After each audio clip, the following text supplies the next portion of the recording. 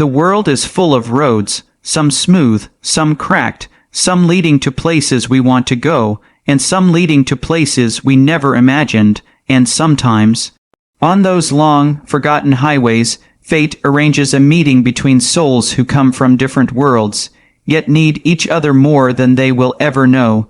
The afternoon sun of northern Arizona hung low, spilling gold across the long, empty strip of Highway 89.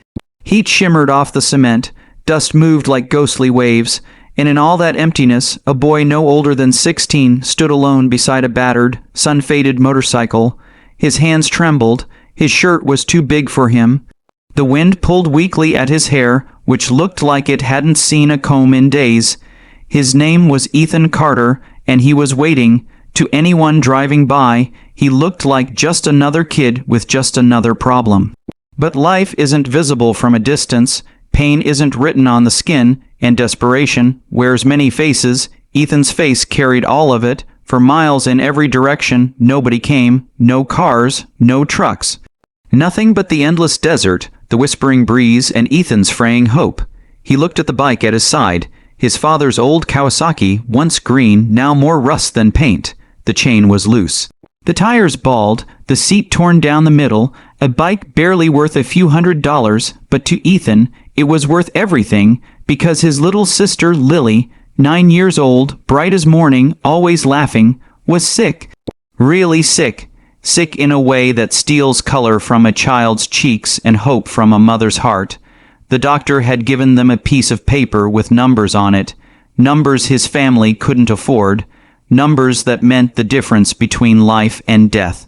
Ethan had walked outside that night, stared at the old bike, wiped his face with his sleeve, and made a choice no child should ever have to make. He decided to sell the only thing his father had left behind. Now, as he stood alone on that highway, clutching a cardboard sign that said in shaky letters, "Please be you," "Why my bike, my sister is sick," he prayed anyone, would stop. Hours passed, nobody did. The sun dipped lower. Shadows stretched longer, the desert cooled, and just when Ethan's hope was about to crack, he heard it, a distant, rolling thunder, not from the sky, but from engines, motorcycles, big ones, loud ones. The kind of sound that makes the earth shiver. Ethan's eyes widened as a line of Harley Davidsons appeared on the horizon like a moving wall of chrome and leather. The thunder grew louder, merging into a single, powerful roar.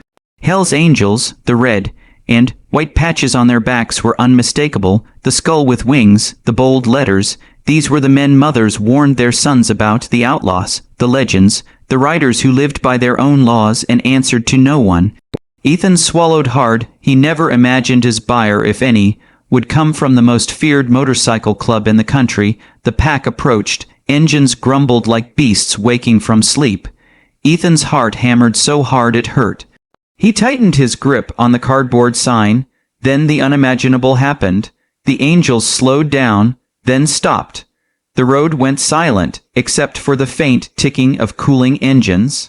The leader, a tall, broad-shouldered man with a gray beard braided at the tip, leather vest covered in patches, stepped forward. His road name read, Silverback.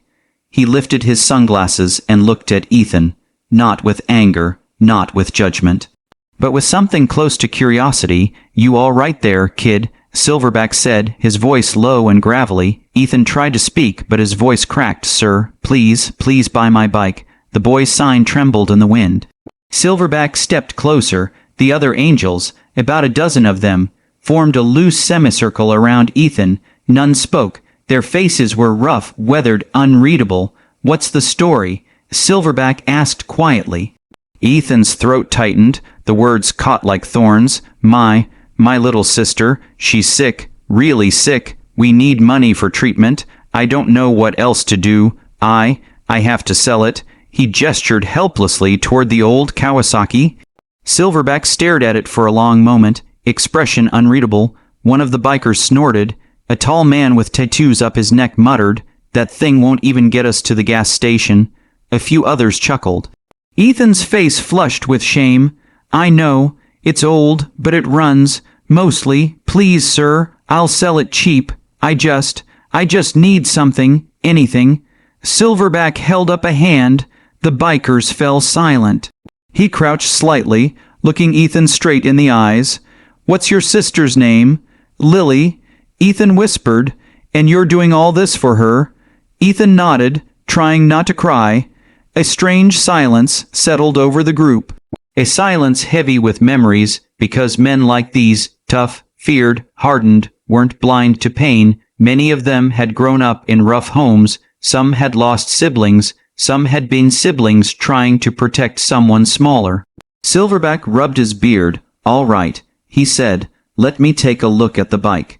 He walked over, circled it, tapped the tank, tested the brake, shook the handlebars. "Yeah," he grumbled, "she's seen better days."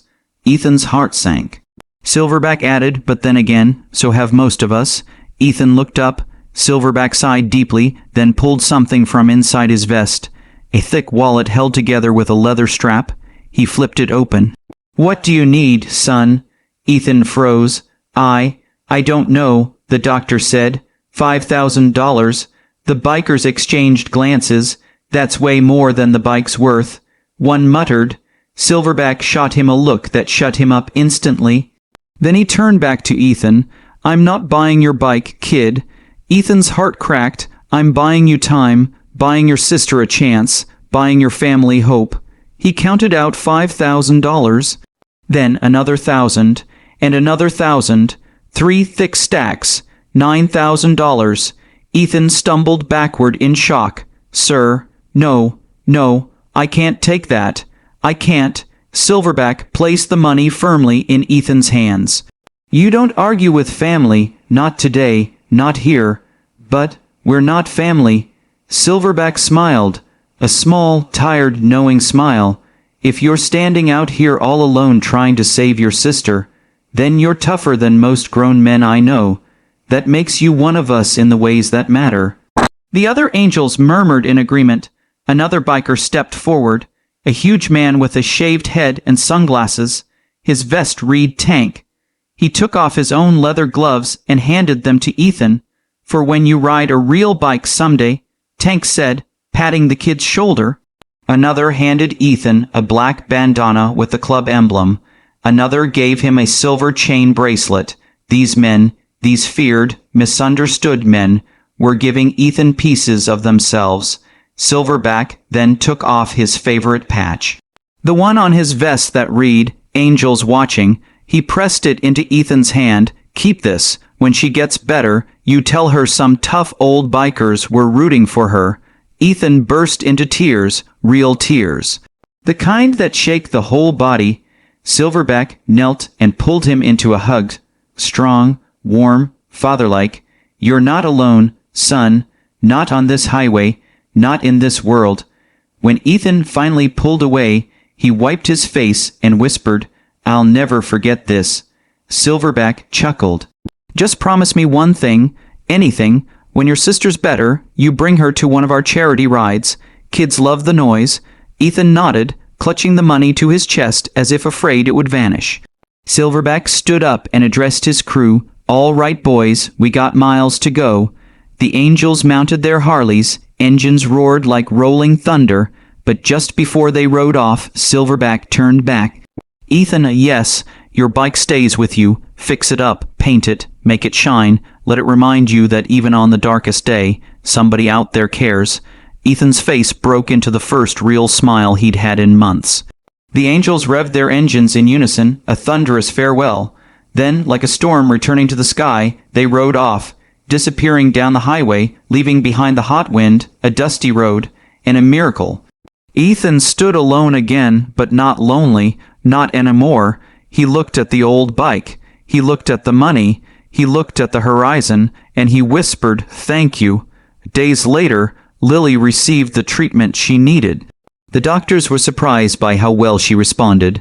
Her color returned, her laughter returned, her life returned. Ethan's mother cried when she heard what happened on the highway. "Why would they do that?" she asked. Ethan smiled softly, because kindness doesn't always look the way we expect. A month later, as promised, Ethan brought Lily, now giggling and wrapped in a warm hoodie, to a charity ride outside Flagstaff. And when she heard the engines, her eyes sparkled. Silverback stepped forward, smiling wide. "Well now, if that isn't the bravest little angel I've ever seen."